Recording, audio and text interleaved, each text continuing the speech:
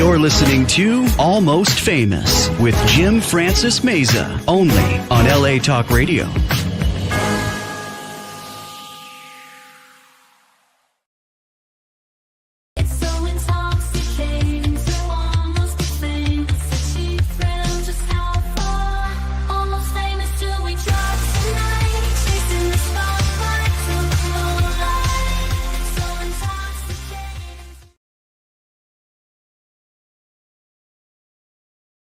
Today we're off to the races. Guys, I hope everyone is ready for Christmas and Hanukkah. They both fall on the same day this year, this time of year, and I'm super stoked to be able to celebrate both holidays. I'm just as excited as many of you. Hope you guys are drinking eggnog as I have been this whole morning, and I ran out of eggnog, actually. I have to go back to the store.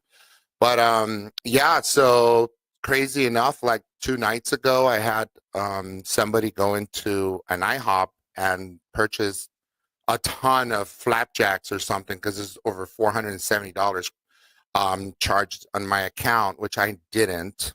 For one thing, I don't live in Selma. I live in Woodland Hills. So that was strange. But we got all that sorted out today.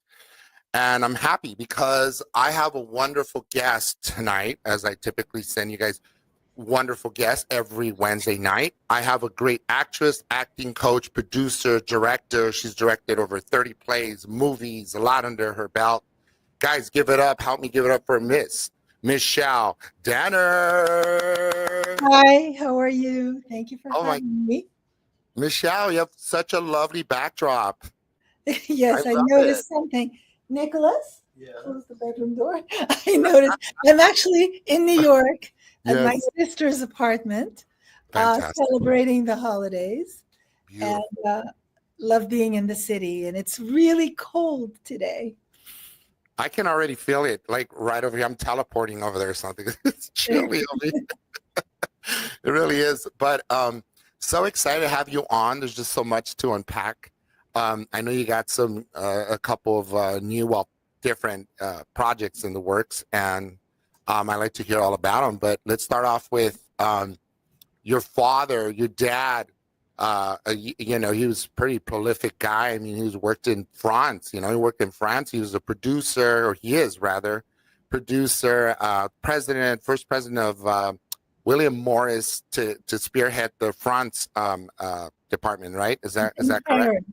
In France, he opened the very first William Morris agency in the 60s. Wow. In Paris, in France. He's actually no longer with us. I'm sorry. But, you know, we celebrate him every day. He is in us. Absolutely. He's in your heart, for sure, and all around. Your creativity, of course, you know. Speaking of which, and so did you grew up in, were you living with like bi-coastal, you staying over there in France for when you were a kid, or did you grow up over there? Yes, I grew up in Paris and France and traveled all over Europe when I was a child and then a teenager. I always loved to tell the stories that I used to go to the office, to the William Morris office, and play under my father's desk while, you know, these big stars would come in and brainstorm on their dreams. And so at a young age, I was, you know, in this world, this very fascinating world of artists. And then growing up in Paris, I would always go to museums. I would go to Le Palais de Versailles. You know, it seems like every weekend somebody would come visit us from out of town. And so we went to the castle and to the tours and the museums. And I loved, you know, story. I loved literature. I would always read. I was an avid reader and went to the theater a lot and to the movies. So my love of storytelling started at a very young age. Right. And I mean, it runs through your blood, your DNA, right? And needless to say, I mean, being in one of the biggest agencies in the world, William Morris. I have a story, a little sidebar for you. I used to drive limos. I have a book out there, Juicy Divas Confessions of a Limo Driver. I had to plug it in, Michelle. But I used to drive the heads of William Morris here, and I drove Patrick Whitesell, I think. He was an agent. Big agent. He was with Jeff Bezos' wife now. He used to be married to her many years ago. I'm dating myself a long, long time ago. But at any rate, yeah. So it's funny when you mentioned that. I go, oh, that's so cool. I saw that, and so what kind of luminaries or who are we talking about? Some of the names. I mean, I'm just itching to find out and wonder. I can't help but wonder. I remember Sammy Davis and Edith Piaf and Charles Aznavour and Mireille Mathias. I mean, so many for people that maybe you wouldn't recognize because they're huge French icons. Billy, what's his name? Johnny Holiday, Joe Dassin. I mean, all these great singers and actors. Benny Goodman, did I say that? Um, some are escaping me, but anyway, it was. I had a great childhood, and then when I was a teenager, we moved back to New York, which is where I am tonight, and and studied acting. I was lucky to study with Stella Adler, with Uta Hagen, with Herbert Bergdorf, and I studied. I took a lot of wonderful classes that inspired me, and then I moved to LA in the '90s. Beautiful. And yeah. And I was going to ask you, so is this like, I mean, is it like a fusion of all these techniques that you bring to the table at your School of Art, the acting studio, the Michelle Danner's acting studio? Yes, I mean, I remember reading so many books, so many different philosophies of acting and thinking, well, this is valid and that's correct. Oh, that you can use this and you can use that. So I never wanted to take an approach that was dogmatic. As a matter of fact, even though, Stella, obviously, it was like my way is the only way. Right. But I always felt that, as you explore as an artist, making choices, you can find all different ways. And so I'm more of the proponent of studying all the different techniques that are available and putting together your own toolbox, your unique toolbox that I call the golden box, where actors not only put tools, but lessons that they learn when they work on set or on stage. And then life lessons also go on that, wonderful toolbox.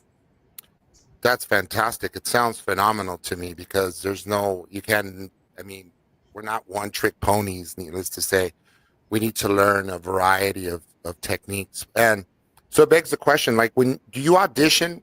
Like, is there an audition process to join your school? Like when you There's first... There's a screening process.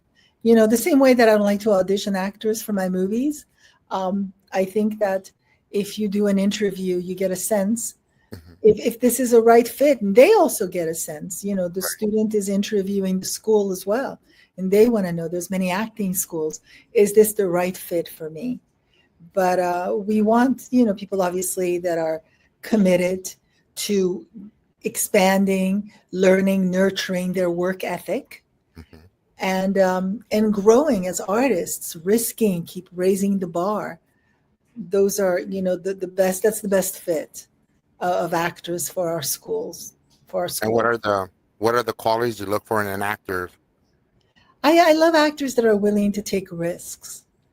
I'm constantly asking when I'm watching either a TV show or a movie, or I'm on stage. I'm always watch performance on stage. Who is this actor? Who are they? And I always take the playbill, as I have 10 playbills here on the table, and read them. I just want to know who it's. Today I saw Gypsy today. Wow. Well, obviously I know who Audra McDonald is, but I'm not familiar with everybody else in the cast. And I'm always very fascinated by actors, and I'm blown away by actors that take tremendous risks. Right. Wow, that's phenomenal. Yeah, because a lot of people tend to stay like within sort of safeguards, if you will. And you just finished saying like people that are dogmatic, and it's very important to be able to explore outside those boundaries, right? And not even have boundaries, so you're able to take those risks. Absolutely. Right. I think that's the key. You've probably, who have you mentored at your school that's pretty recognized that most people or viewership would recognize today? Well, a lot of people. Sure. So I hate to drop names, but obviously if you go online, there's a list somewhere. But I'm happy to have helped people in their careers. I was watching recently a documentary that came out, and there were several people in that documentary that I had coached. Yeah. And I was like, oh, look at this. I know him and I know him and I know her. It's great. I think this is a craft, teaching acting, Right. coaching.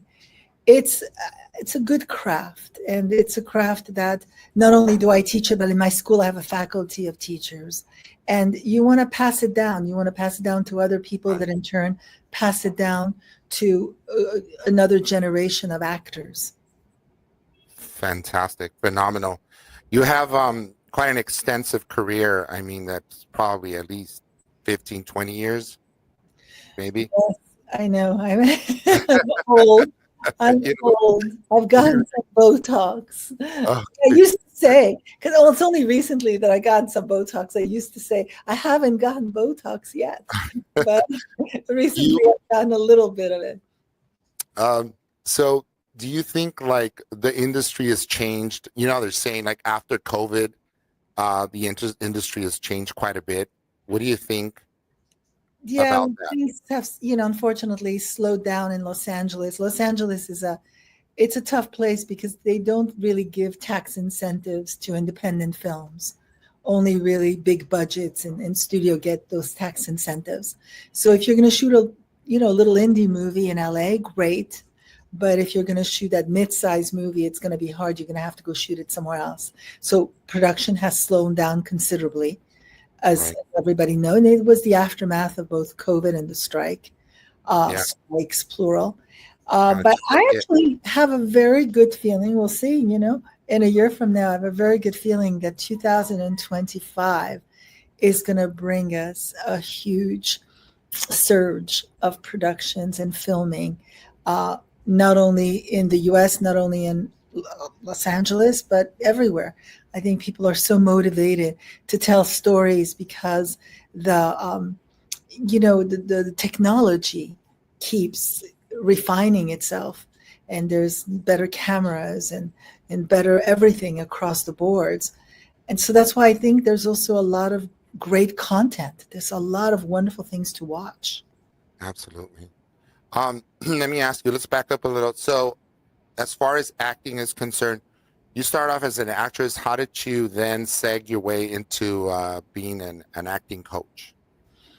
I think it had to do with my passion about the craft of acting and how much I studied it, and the fact that I had studied with Stella and with Uda and a lot of other teachers. And so I came to Hollywood in the 90s, and a lot of actors asked me, would I coach them? Would I coach them? And a class started to form itself. And, so everything was a stepping stone. Then I started to direct films, and then I kept teaching. So that's how, one thing fed into the other. Right. Yeah, and it makes sense. And we're so glad you did, because we need good acting teachers. And one of the things that stands out a lot about you is you're very charismatic. You have this charisma, this energy to you that's very palpable. Well, thank you. Yeah, it really is. And you're passionate about what you do. Clearly, so many years later, you're still doing this. And let's talk about some of the films. Like, for example, I'm very interested. Pardon me. It's eggnog. I had eggnog all morning long. So I'm interested in is it the Miranda Victim or Miranda? I directed a movie a few years ago. Actually, it was, towards the end of COVID. So we still had masks on set and COVID procedures. But it's called Miranda's Victim. It's a story about how the Miranda rights came about, and a story particularly about the survivor, Patricia Weir. And I was lucky enough to get an incredible cast of actors to come tell a story that had never been told. Wow. Nobody had ever told that story because the survivor never talked about it. And it came on the 60th year anniversary of the Miranda rights. And we shot it with Abigail Breslin, Donald Sutherland. It was actually, sadly, his last feature film. Such an extraordinary actor. Unbelievable. Andy Garcia, Kyle MacLachlan, Ryan Felipe, Luke Wilson, Emily Van Kam, Josh Bowman, Mireille Nuss. There's so many great actors, and I'm forgetting some, but I won't. Enrique Morciano. I know I'm forgetting some. It was just a cast, a real wonderful cast of actors that came together to tell this powerful story. And it's an important story at that, right? It's like a super, because no one really talks about it. Everybody hears about the Miranda rights and, Ernesto Miranda and how that happened. Nobody actually understands probably, the victim's side, the people that were affected by this person. No, no, nobody knew how. In my last movie before Miranda's Victim, called The Runner, the first scene in, somebody was getting arrested. You have the right to remain silent. You have the right to an attorney. You have the right, and I never questioned, well, where did that come from? Right. And there's a story. There's a fascinating story behind it. Sebastian Quinn played Ernesto Miranda. I know I don't want to forget any actors, but they were just all so great. It was great to work with this ensemble and be able to make this story come to life. And people also said it was very educational since they didn't know. Wow. Yeah, it sure is. I mean, I for one, I didn't really understood the whole thing. I mean, other than not the film itself, I haven't watched it. But the Miranda rights, and I kind of understand a little more about it now after delving into it and doing my homework and sifting through the information. I figure, wow, there's a lot more to it than most people know. I mean, I don't think anyone really understands. So you are educating people while you're showcasing talent. It's good. As a director, what's the most one of the most rewarding things about bringing a story to life? Well, there's so many choices that have to be made. As the director, you have to pick the size of the canvas and the colors and the textures and what kind of paints exactly and the brushes, and you have to sign it. So many things have to come together. There's a million moving pieces. And it's difficult, it's challenging, but it's also fun because you get to decide what all those things are. Wow. And so, and let me ask you this: do you, as an acting coach, you speak 5 languages, if I'm not mistaken, right? You're versed in 5 different languages. Yes, I speak French, I speak Spanish, I speak Italian, and Portuguese and English. Wow, that is pretty amazing. Great stuff. Now, I imagine you've learned these languages being that you've been to different countries, right, outside of France. Well, because I grew up in Paris, and my mother was Italian from Milano.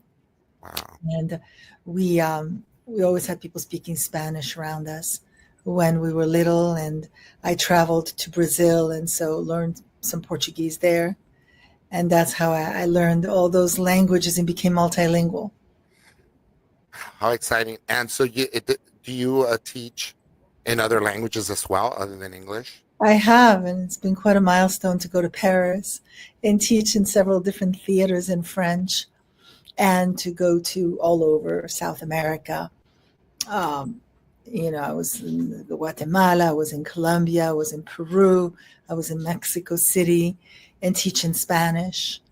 So I was invited to Brazil to teach, and I will go, I'm sure, one day. And I'm supposed to teach in Rome next year and back to Paris. So yes, I've traveled all over and taught, and I've gone to Russia, of course. And I'm sure I won't be going to Russia anytime soon. Yeah, I please went to South Africa, to Johannesburg, to Cape Town. So I've traveled quite a lot, and I've taught quite a lot, master classes in London, all over the world. Wow, it's phenomenal. And do you find for example, other languages, how does that translate with the acting, with the golden box and that sort of thing, with different, nuances and whatnot, Well, so I'm prepared. When I'm going to teach acting classes all over the world, I look at the translation of very specific, sentences and words. So I'm very, very prepared. And yeah. then, I'll have a translator. In Russia, I had a translator the whole 5 days. In Istanbul, I taught several times in Istanbul. I loved that experience. That was very powerful. And do these because you've traveled extensively? I tend to ask everyone that travels because I haven't traveled in a bit. Like what are because you've seen so many picturesque places, and you've been all over. And what is one of the places that really has stood out for you? When it comes to not only scenic wise, but the people there. The way they receive you and that kind of thing. Well, I mean, I feel at home in many different parts of the world. So I love Italy, for instance. My mother was born in Italy, and I was there in April shooting a movie, a romantic comedy called Under the Stars, with Andy Garcia, um, with Toni Collette, Alex Pettifer, Eva Di Domenici, Vincent Raiota, and a lot of other wonderful, Italian actors. So I loved the food there. I mean, I just saw an article that said the best food in the world, and the first cities that came up were cities in Italy. Uh, I guess there's no big surprise there. Uh, I remember going to the supermarket and everybody knew that I was, a director directing a movie. And so, I went to buy different foods and went home and cooked them. And the food tasted so good. It was so fresh. They don't have like an organic section because everything there is organic. Um, it was just a great experience. And I love Italy, every part of Italy. And I've traveled extensively throughout Italy. wow, that's phenomenal. I mean, I can imagine like just acclimating from one place to the other must have been somewhat of a challenge at first, perhaps. Well, of course, there's also the time difference. You get jet lagged, and when you travel a lot, you have to deal with that. Um, so you have to just steal naps here and there, and then slowly but surely get back, on track, calibrate yourself. Yeah. But I think I've made peace with myself that I'm going to travel more in this lifetime, hopefully, knock wood. And I have little tricks when I travel, how to keep myself, productive, and also, to really be rested. Super important, highly important. And so let me ask you this: like when you travel, do you travel with people with you? You have like an ensemble, a group of folks that help you, like handlers. I travel with an entourage, which is my two kids, and it's been thrilling for them. We went snowmobiling uh, last year and looked at a map from all over the world, and we were able to point to so many places in the world and say, "Oh, we've been here, we've been here, we've been there, we've been there. We haven't been there, and we want to go there." But my kids come with me. My sister comes with me. I have help, and obviously, if I'm directing a movie, I'll have people, assisting me. It takes a village, but I'm lucky. I have some wonderful help, and also what's very lucky about how I create art is that I have literally a village around me, collaborators that I've worked with on many different movies. From my director of photography to production designer to costume designer to first AD to composer, editor. I mean, I'm just so lucky to have these people that I respect their craft so much. And we all have a shorthand and are able to collaborate together in an incredible way. Yeah, I think it's important that, like you mentioned, to have folks that make you feel, kind of like family almost, like you're traveling with family. I mean, not obviously in the literal sense, but also to the extended family that you have.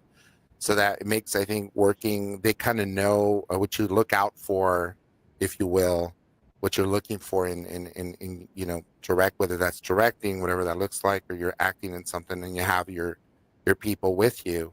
It helps make the experience that much easier, I think. Exactly. Yeah. Yes. Let me ask you this. You also direct, like, plays, and you've done over 30 plays, if I'm not mistaken. What does that feel like? Would you say, do you enjoy directing films as opposed to stage, or vice Well, versa? I'm incredibly passionate about the theater.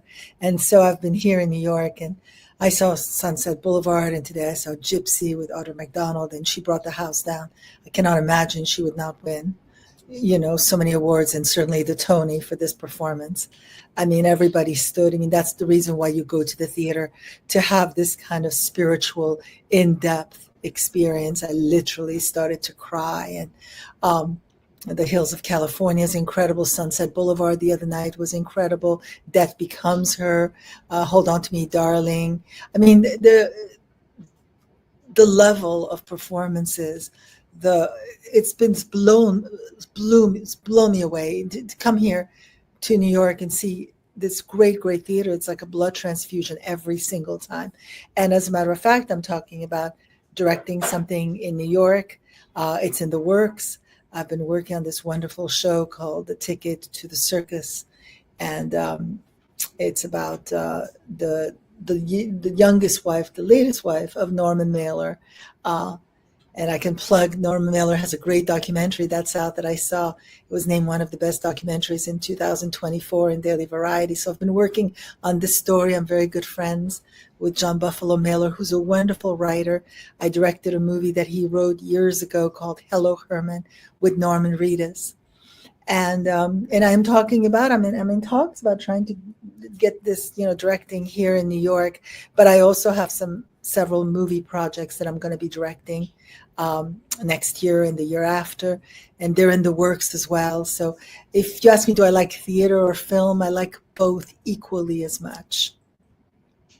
That's super fantastic. And now, when you did like your directorial debut, like who were your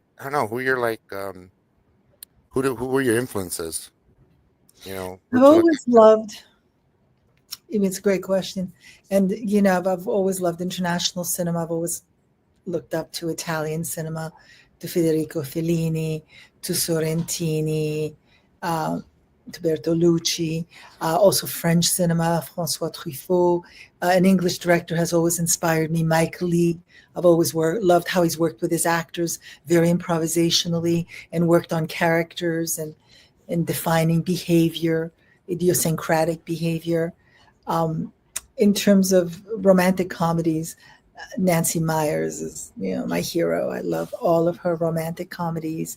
Love William Wyler and Hitchcock. What's interesting is that I have a really, my taste is very diverse. Wow. Yeah, rightly so. I mean, you speak 5 languages, and you're Italian, right? You're half Italian. My mother, yes, I'm half Italian, yes. As a matter of fact, so I have a movie coming out. So I'm going to plug it on your show. Yeah, of course. It's premiering on April 10th, and it's going to come out everyone April 11th. And it's called The Italians. It's a comedy, a family comedy, a romantic comedy, and it's fun. And I'm hoping there's a recipe book that's going to come out alongside with the release of the movie, about these recipes that have been passed down from generation to generation in our family. I'm hungry. Yes. And I think, and people have said that after they see the movie The Italians, they're actually hungry for Italian food and to go hug their families, because it has a wonderful message about forgiveness and closeness to your family. That's beautiful. My wife's half Italian also. And my acting coach is Italian. You probably know him. It's Spano. Of course. Vince Spano. Yeah. Of course. When you said my acting coach, like, oh, I hope I know him. Yes, I do know him. Vincent Spano. Yes. Good dude. What do you call it? And so let me ask you this. So being that, you create your own films and, you direct and whatnot, let me ask, it begs the question, you had to have probably, I wouldn't say audition, you say you don't audition, but maybe involve some of your students from your school, your conservatory? Always. Our students come on set. They work in front of the camera, behind the camera. I have a movie called The Runner, where I cast almost all my students are in it. The Runner. Yeah. And also a lot of my students are in Miranda's Victim as well. Wow. And what's that like? Like, is it like Michelle Danner, the acting coach, as opposed to the director? Are you going easy on these people, or well, you don't have time to teach acting on set. Right. I can tell you that. You are very, concerned always about making your day and shooting as much as you can, so you have as much footage as you can to play with in the editing room. But yeah, no, I mean, you have to be more result oriented, and obviously you are in class. Class is all about process.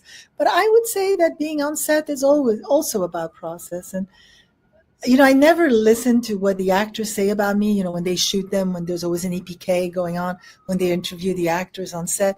But recently I heard a few actors say some things, and everybody's basically was so happy to feel like they had a safe place so they Right. could explore and they could take risks. And I think that's really important. It's important to not be so result oriented when you're on set. It's important to constantly be in exploration. I It's think organic, that things happen. yes, and then not pressure, because when you pressure, you muscularize, you shut down, and when there's a freedom to let go and try things and make mistakes and fall on your face and get up and try again and try different things. I think that's conducive to something very unique that can happen. Wow. Yeah, I think that by and large, I mean, that's an ideal situation, like to just be able to go with your act, get on a movie with your acting coach slash director and be directed by your acting coach in a film, and I love that. I love what you, Actors have said that. They have said it several times. As a matter of wow. fact, I have several projects in the works for the next couple of years where I will be directing students and former Okay. students. Yes. I'm gonna write this down so I might take some classes. So yeah, that's great because I mean, you're at the same time you're opening those doors, that are really hard. I mean, because let's talk about talent. I mean, there's so much talent oozing through LA's nose and New York's nose, so to speak. There's talent galore, but people say there's so many talented people, but yet very few make it through the door. What do you think's going on with that? Well, because I think that there is a lot of talent, but you have to have what Stella Adler used to say when I took her classes, a talent for the talent, which is this impeccable work ethic, this really working harder than you ever want to work. And that takes a certain work ethic that not everybody has. And so, and especially, the younger generation, because, they're a little coddled, and I'm guilty of it. I have two kids. But I really tried. When the movie Whiplash came out, I showed both my boys the movie, not because, I want them to literally bleed for their art, but metaphorically to do so and to work harder than they even thought possible. And it's okay. It's okay to work hard and want to cry and fall on your face. And I really want them to understand that. Right. Wow. Sounds like it's like somehow it blurs the lines between parenthood and the director and acting coach. You're all able to sort of combine both worlds, if you will, like, because it seems like they're part of your, like you said, part of your entourage. So you're almost Well, yeah, teaching them they come on skills. set with me. They help me. My oldest son is a graduate from USC, where he studied film and theater, and he's a wonderful writer. And he's helped me immensely on the last, 4 projects that I've worked on. Um, he's been a tremendous support, and I, in turn, will help him as we continue to grow and create together. But no, it's great to have your kids be part of it, especially because you want to keep tabs on them and see what they're doing. Exactly. It worked out pretty good for you in that case.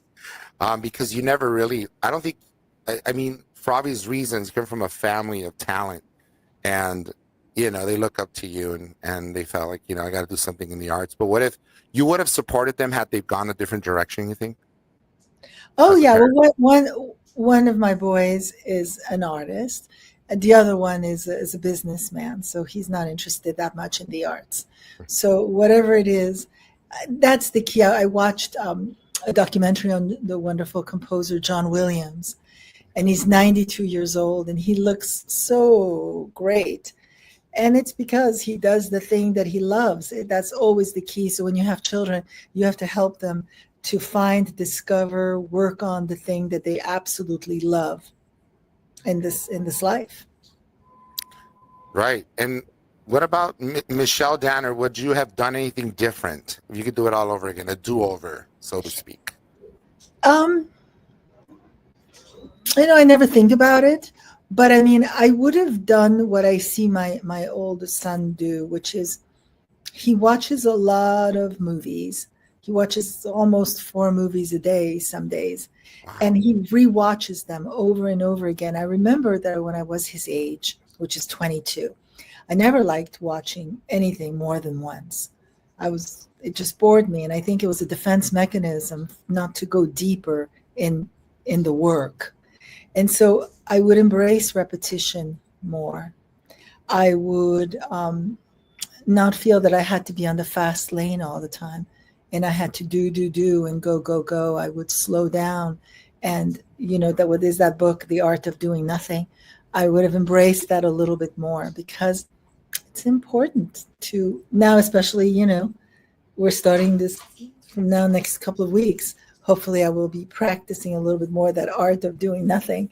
It's very important. I strongly doubt it. I think you're going to be doing something. You'll be Well, reading emails. I was here in New York because they screened the Italians as part of our festival circuit at the Big Beautiful. Apple Film Festival, which was a very nice screening. It went really well. And then Fantastic. after that, I saw one show after the next. But I think now I'm starting to slow down a little bit. Those moments are important. That's what I would have told my younger self. It's always a good question. What would you tell your younger self? How would you have done it Yeah. differently? I would have studied more, watched things more, slowed down more. Now, you like literature. What are your favorite books these days? Do you have a favorite book you're reading? Oh, yes, I have so many. I love to read thrillers. I love thrillers, but I love Michael Singer, The Unfettered Soul. I think it's a really important book. Um, I I think this book Outlive, How to Live Longer. I'm reading that. Um, I um, I read a lot of biographies, a lot of actors' biographies. Barbara Streisand's biography from last year. I'm Unbelievable. I'm reading that. It's an Um, incredible book, I hear. Martin Short. I love Martin Short that hosted. I mean, can we just say for a second, Saturday Night Live yesterday? Oh my God! I mean, the way he moves and he's so funny. There was a skit in the car. There was beyond hilarious. I don't know if you had a chance to see it. I haven't yet. Oh, But I'm going to and get around to it as soon as I get home. oh, it's just incredible. The opening number in Saturday Night Yeah. Live yesterday. Martin Short is one of our greatest treasures. It's a I'm gem. reading his biography. Yeah, that's a good one. So he has a Martin Short. Um, okay, wait. So all these books you've read, have you thought about pen to paper? Like, when are you going to start your own book, or are you that I'm lost working on it. It's a process. I'm working on it, but it's called the Golden Box. right And after your technique? yeah, Well, and it's the daily ritual because I believe actors really need to do daily rituals to keep themselves, exercised mhm. because you Like, get what are some of the things you can do? well, you can work on the material. You can work on, monologues, different writers. I was just at an acting bookstore earlier, and there's all these great plays, and just keep reading plays and screenplays and memorize monologues, soliloquies, work on scene with partners, like playing great tennis, uh, work on different exercises to keep yourself emotionally, sensorially available, uh, observe behavior, like go to one of those coffee shops and sit down and just watch Just watch watch people behavior. watch. Yeah. Go to the airport and people watch at the airport, at the park, wherever you can. And Especially Terminal Bradley. it, So when the World that's Cup, right, because it's international. That's right? exactly right. It's fascinating. Behavior is just that's a fascinating. I love watching couples in restaurants and Yeah. guessing who's going home at night and who's not. you know, it's fun. Behavior is fun. Who's sleeping on the couch for sure tonight? So let's see. Exactly. Um, what are like? I mean, I don't even know where time's gone, but it's unbelievable. We've been on for 40 minutes, just under. Isn't that crazy? Yes. So we just started.